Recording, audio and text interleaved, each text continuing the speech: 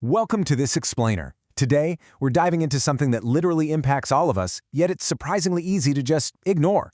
I'm talking about your online legacy. If you're thinking your digital identity is something you can just set up once and totally forget about, well, the data we're looking at today suggests you might want to brace yourself. In our hyper-connected world, your online legacy is being actively shaped 24/7, whether you're actually participating in it or not. Let me ask you a super direct question right up front. Think about it for a second. When was the last time you actually Googled your own full name? If you're like most professionals, just hearing that question probably caused a tiny spike of anxiety, right? It's kind of like showing up to a major board meeting and suddenly realizing you're wearing pajama pants from 2012. An unmanaged digital first impression is incredibly fragile. One outdated photo, a lingering exposed phone number, maybe an old irrelevant forum post, that can easily be the absolute first thing a major client, a partner, or an executive recruiter sees. And that brings up a really fascinating point from the research. Your online reputation isn't something you manage once and just forget. It evolves every single day.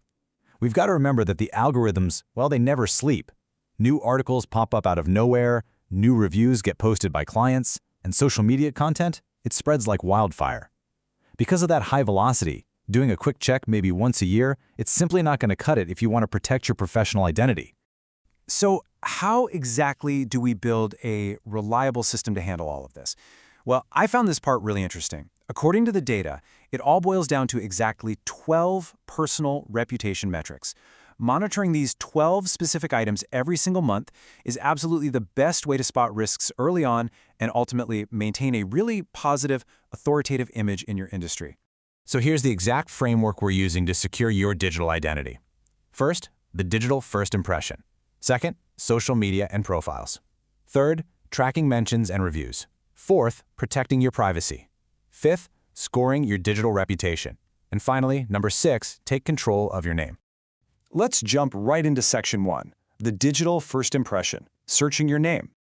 Just look at the stark contrast we have here. On one side, you've got an executive who actually takes control of their digital narrative. They're greeted with positive sentiment, up-to-date visuals, and a ton of brand trust. But on the unmanaged side, man, they're risking outdated content, negative search sentiment, and some pretty serious exposed privacy risks. The gap between these two states is just massive, and it literally dictates how the professional world views you long before you even step foot in the room. Now, when you're checking these initial metrics, it's not just about typing in your name. You've got to search the variations too. Why? Because you absolutely do not want to be confused with someone else who shares your name and just happens to have a terrible reputation. Just imagine a potential partner Googles you right before closing a massive deal and they find the wrong person. No way. So you have to audit the underlying sentiment of those top 10 to 20 results. Are they positive, neutral, negative? Then take a really critical look at the images and videos associated with you to make sure they represent who you are today. And of course, make sure your personal website and portfolio are firing on all cylinders with your absolute best, most current work. Moving right along to section 2, social media and profiles, your professional footprint. Okay, consistency is literally everything here. Think about it. If a recruiter looks at your LinkedIn and then pops over to some specialized industry directory, they need to see the exact same credible personal brand. A mismatch in your messaging can instantly erode trust, right? So you need to verify your visibility across all your public profiles, making sure your photos and bios are completely dialed in. Your professional accuracy on those heavy-hitting platforms has to reflect your absolute latest experience and certifications, just so there's zero confusion about your expertise. All right, on to section 3, tracking mentions and reviews, what others say. Now this is where things get really dynamic. Tracking external feedback is totally crucial because a single new mention in a random blog or a podcast can instantly propel or, unfortunately, completely tank your authority. If you're a consultant, a healthcare provider, or a business owner, keeping a hawk eye on online reviews isn't just optional, it's actual survival. You need to know what people are saying the very moment they say it, and definitely don't forget to track your media coverage, stuff like interviews, press releases, guest articles.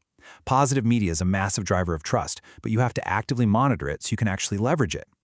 Next up is section 4, protecting your privacy, securing your data. Honestly, metric number 9 is a bit of a wake-up call for a lot of people. Personal information exposure. Look, data broker sites are constantly scraping the web, pulling together bits and pieces of your life. You have to actively audit the public availability of your personal phone numbers, your home addresses, and other sensitive data. It's one of those often overlooked steps, but keeping this stuff locked down is absolutely vital for both your physical safety and your overall digital security. Let's transition into Section 5, Scoring Your Digital Reputation, the monthly audit. To keep your reputation score high, you really need to turn this into a ritual. Literally, at the end of every single month, sit down and ask yourself these 4 exact questions. What actually improved in my digital footprint? Did any weird new risks pop up out of nowhere? What positive content went live that I can share? And finally, what's our plan of attack for next month? By transforming these metrics into a monthly habit, you're making sure you're never caught off guard when someone decides to search your name. And that brings us to our final part, Section 6. Take control of your name, best practices. When we look at this definitive checklist, the return on investment is just incredible. Updating your profiles, that directly leads to better career success and stronger executive networking. Publishing valuable content on a consistent basis, that builds profound industry authority and serious brand trust. And acting quickly on harmful content guarantees immediate risk mitigation and clears the path for unhindered business growth. Always remember, every single digital action you take creates a real professional reaction. At the end of the day, your online reputation is quite literally one of your most valuable assets. Every article, every image, every review, and every single mention is actively shaping exactly how the professional world perceives you. You can start taking control of this today by visiting clearmyname.org.